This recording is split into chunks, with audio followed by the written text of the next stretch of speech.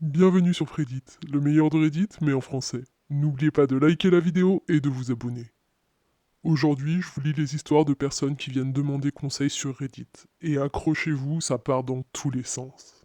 La première histoire a pour titre J'ai perdu du poids, depuis je veux un divorce.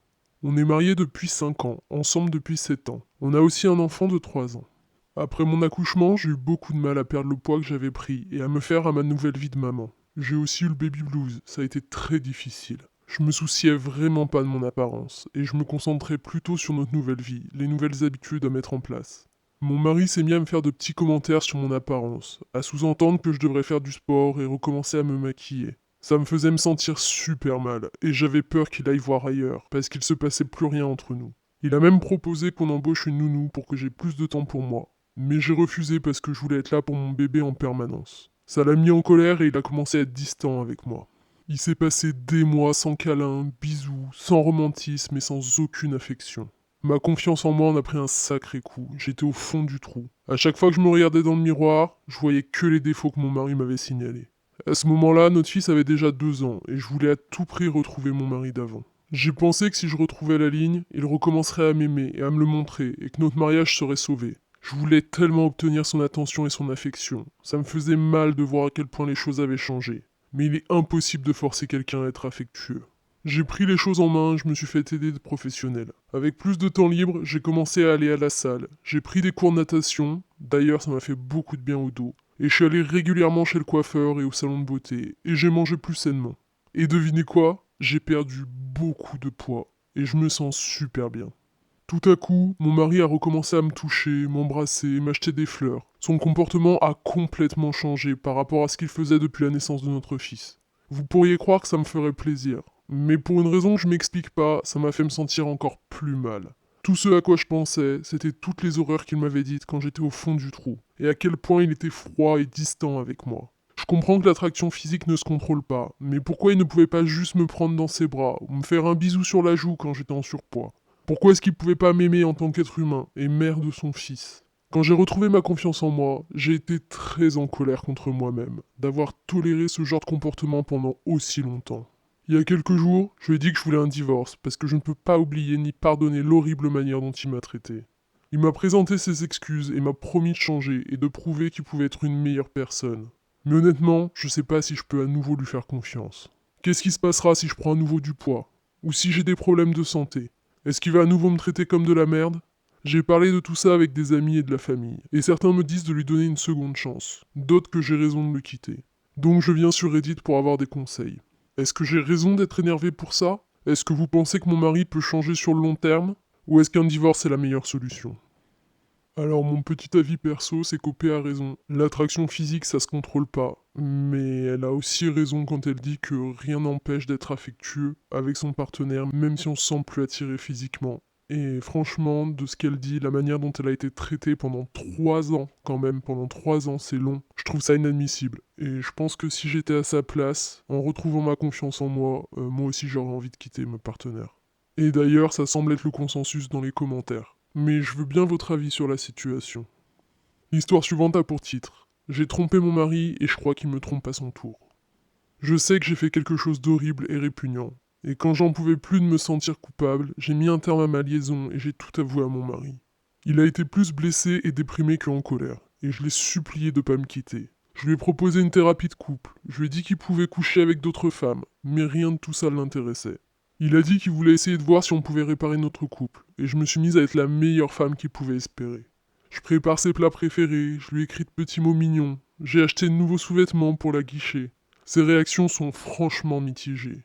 Il sourit et me remercie, mais il ne m'a plus jamais dit qu'il m'aimait depuis ma confession. Il ne prend jamais d'initiative, et même s'il ne s'en plaint pas, c'est toujours à moi de le chauffer si je veux qu'il se passe quelque chose. Parfois on parle de la situation, mais je crois que j'ai perdu l'homme que j'aime. Son comportement avec moi est très artificiel, et il ne me montre aucune émotion. Je peux être enjouée, triste, en colère, aguicheuse, sa réponse est toujours un sourire figé et quelques mots polis. Il était très émotionnel et sincère avant toute cette histoire. Je veux qu'il partage ses vraies émotions avec moi, même s'il me hait. Je l'aime encore tellement. Qu'est-ce que je peux faire pour réparer la situation?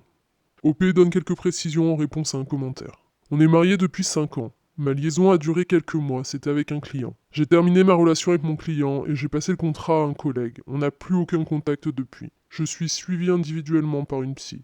Je sais pas pourquoi j'ai fait ça. C'est comme si mon corps était au radar, je suivais le mouvement. La plupart des personnes qui commentent sur cette publication disent à OP que c'est trop tard. Qu'elle a juste trop merdé et qu'après une infidélité, elle peut bien faire tout ce qu'elle veut, la confiance est brisée. Mais que si elle veut vraiment essayer d'améliorer la situation avec son mari, il n'y a qu'une solution, c'est lui parler. Et on a une update un mois plus tard. Pour rappel, mon mari sait que je l'ai trompé. On s'est pas séparés et je l'ai supplié de pas demander le divorce, de me laisser réparer mes erreurs. Il a accepté, mais depuis il est froid et distant. Il y a 2 semaines, il a commencé à rentrer tard du travail. Très tard. Et quand il arrive, il va juste se coucher. Je lui ai demandé ce qui se passait et il m'a dit de la manière la plus gentille possible que c'était pas mes affaires. Je l'appelle quand il rentre pas à l'heure normale et il n'a répondu qu'une seule fois. J'ai entendu une femme rire derrière. Je commence à penser qu'il me trompe à son tour et ça fait mal. S'il me le disait, je pense que je pourrais le supporter. C'est bien fait pour moi après tout. Mais il ne veut pas m'en parler, il ne me dit plus rien. Une amie commune m'a dit qu'elle l'avait vu dans une voiture avec une femme qu'elle n'a pas reconnue, et j'ai eu l'impression de me faire poignarder le cœur. Elle m'a dit qu'elle ne pouvait pas la décrire précisément parce qu'elle portait des lunettes de soleil, mais elle est sûre d'avoir reconnu mon mari. Il parlait avec cette femme, c'est tout, mais mon ami pense d'après leur position qu'ils se tenaient la main ou que l'un d'eux avait sa main sur la cuisse de l'autre. Je sais pas quoi faire. S'il me trompe, je l'ai bien mérité, mais j'ai besoin de savoir. Cette incertitude est insupportable. Est-ce que je devrais le forcer à me parler? Est-ce que je devrais chercher à en savoir plus par mes propres moyens? Et encore une fois, tout Reddit encourage OP à parler avec son mari. On a une autre update 3 jours plus tard. Il m'a quitté. J'ai suivi vos conseils et je l'ai supplié de me parler. Il ne voulait pas, mais j'ai tellement pleuré et crié que j'en ai vomi de partout. Il s'est adouci. Il m'a aidé à nettoyer et on a parlé. Je lui ai demandé s'il me trompait et il m'a dit qu'il parlait avec quelqu'un mais qu'il s'était rien passé entre eux. J'ai demandé si c'était la femme avec qui mon ami l'avait vu.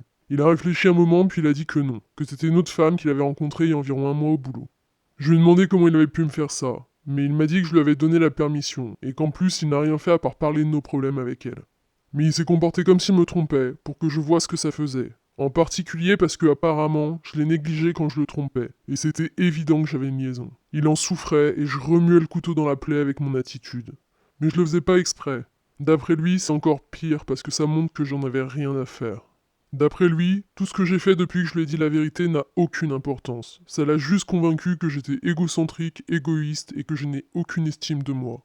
Je lui ai demandé si on pouvait commencer une thérapie pour sauver notre mariage. Il est d'accord pour la thérapie pour qu'on aille mieux, mais notre mariage est terminé. Il dit qu'il me souhaite pas de mal, et il veut plus faire semblant d'avoir une liaison, parce qu'il ne supporte pas de faire souffrir comme ça la femme qu'il a un jour aimée. Mais je suis plus cette femme. À ce moment de la discussion, j'ai recommencé à pleurer, et il m'a prise dans ses bras, mais il a continué à refuser de réparer notre relation. Je lui ai demandé ce qu'il prévoyait de faire, et il compte déménager. Il a déjà trouvé un nouveau logement. J'ai demandé s'il allait vivre avec la femme qu'il voyait ces derniers temps, et il dit que non, mais qu'elle sera pas loin. J'ai demandé comment il pouvait choisir une inconnue plutôt que sa femme. Il m'a répondu que sa femme n'existe plus. Il fait son choix entre 2 inconnus, et il lui a fait une bien meilleure impression que moi. Je lui ai dit qu'il était un idiot et que cette femme allait se servir de lui et le larguer quand elle en aurait marre. Il s'est énervé et m'a dit qu'elle était une meilleure personne que moi et qu'il n'avait aucun doute là-dessus. Il ne va pas dire à nos familles respectives pourquoi on se sépare vraiment, juste qu'on a cessé de s'aimer. Et il me laisse la maison tant que je ne fais pas traîner le divorce. Mais si j'essaie d'en demander trop, si je ralentis le processus ou si je lui cause des problèmes, il dira à tout le monde ce que j'ai fait et il détruira ma réputation. Tout ça s'est passé hier et il a déjà emballé presque toutes ses affaires. Je peux pas arrêter de pleurer, j'arrive toujours pas à croire que ça m'arrive. C'est horrible, c'est pas juste. En réponse à un commentaire, OP dit: Vous avez tous raison, je suis une merde. Mais il n'est pas parfait non plus, il n'a jamais voulu résoudre le problème. Il s'est servi de moi pendant des mois et maintenant il me largue. Et malgré tout ça, je veux qu'il me revienne et qu'on oublie et pardonne tout le mal qu'on s'est fait. On a une dernière update 2 semaines plus tard. C'est un cauchemar. Je pense toujours que c'est pas vrai, que je vais finir par me réveiller. Mon mari a déménagé il y a 2 semaines. Il me disait qu'il voyait une autre femme. Mais j'ai gardé un œil sur lui, de loin, notamment grâce à des amis. Et il semblerait qu'il ne voit personne.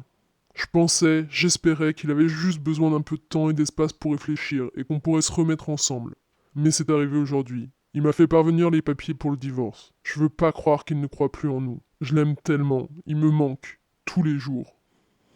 Ah, OP a l'air insupportable. Elle refuse vraiment de prendre la moindre responsabilité pour ce qu'elle a fait, quoi. Oui, mais lui non plus est pas parfait. Ouais, mais tu l'as trompé, en fait, pendant plusieurs mois. S'il se sent pas capable de réparer la relation, laisse-le partir. Je suis quand même content de savoir qu'OP est en thérapie et j'espère qu'avec le temps, elle arrivera à voir ses erreurs et à pas les refaire dans le futur. L'histoire suivante a pour titre Test ADN, ma jumelle n'est pas ma sœur. Ma jumelle et moi, on est fausses jumelles. Récemment, on a fait un test ADN pour rigoler, parce qu'on voulait voir ce qu'on partageait et les différences entre nous. Comme on a quand même les mêmes parents, des fausses jumelles sont comme des sœurs génétiquement. Mes grands-parents ont suggéré ce test et ils l'ont acheté pour nous, donc mes parents n'étaient pas au courant. Mais nos résultats n'avaient aucun sens. Ma jumelle avait presque uniquement des origines d'Europe de l'Est et d'Europe de l'Ouest. Ce qui est logique parce que notre famille vient surtout de Croatie, d'Allemagne et d'Autriche. Donc jusque-là, ça se tenait. Mais mes résultats n'étaient pas du tout les mêmes. Je suis presque entièrement scandinave, avec un peu de russe et d'autres pays. Mais aucun de ces résultats n'apparaissait sur ceux de ma sœur. Elle avait un très faible pourcentage scandinave, mais c'est tout. Et on n'a pas de lien génétique, ce qui semble clairement impossible.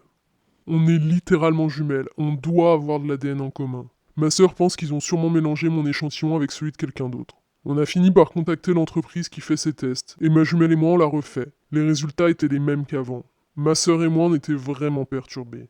On a tout dit à nos grands-parents, et ils ont juste répondu « Tiens, c'est intéressant ». Et c'est tout.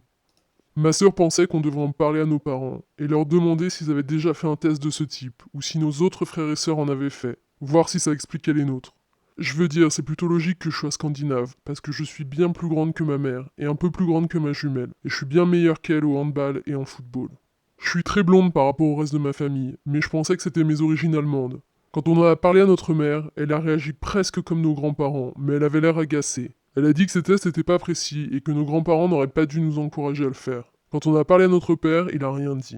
Je suis perdu. Je sais que ma sœur pense que c'est juste une erreur, mais je pense pas. On devrait avoir de l'ADN en commun, environ 50%. C'est comme ça que ça fonctionne entre sœurs. Même si on est de fausses jumelles, on devrait avoir pas mal d'ADN en commun. Mais les autres explications n'ont aucun sens.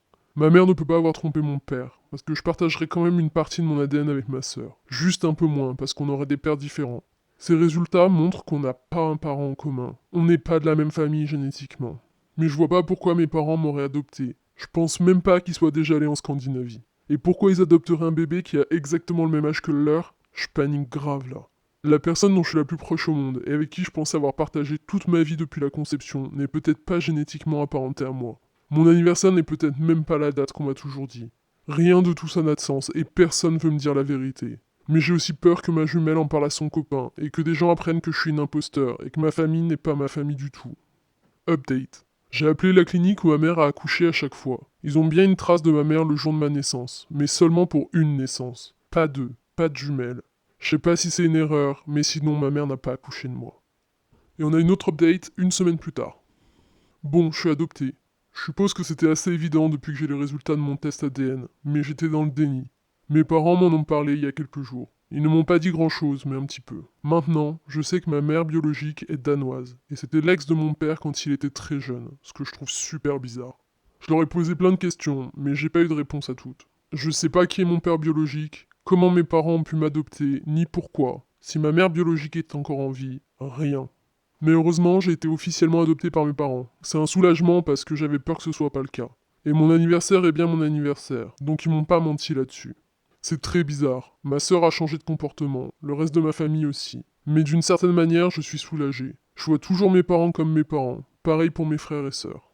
Je sais que génétiquement c'est pas le cas, mais ça me dérange pas finalement. Je suis énervé que mes parents m'aient menti et qu'ils refusent de me dire toute la vérité. Je sais pas si c'est qu'ils savent pas ou si c'est qu'ils veulent pas me dire. Mais au moins maintenant, j'ai une idée générale de la situation. Je sais toujours pas bien comment je me sens par rapport à ça, mais au moins maintenant, je sais. Et en plus, maintenant, j'ai un pays qui gère en football à supporter. Ça, c'est cool. Peut-être qu'un jour, j'en saurai plus sur toute cette histoire. Peut-être pas. Je pourrais probablement chercher ma mère biologique et la trouver si je voulais. Mais je suis pas sûr que c'est ce que je veux, ni même qu'elle soit encore en vie. Même si tout a changé pour moi, c'est pas si affreux. Mais en même temps, ça l'est. C'est très bizarre. Mais j'ai une famille qui m'aime, donc ça pourrait être bien pire. Je suis triste par rapport à ma jumelle, parce qu'on n'est pas génétiquement sœurs, et je me sens différente maintenant, et elle se comporte différemment. Mais je l'aime toujours, pareil pour nos parents.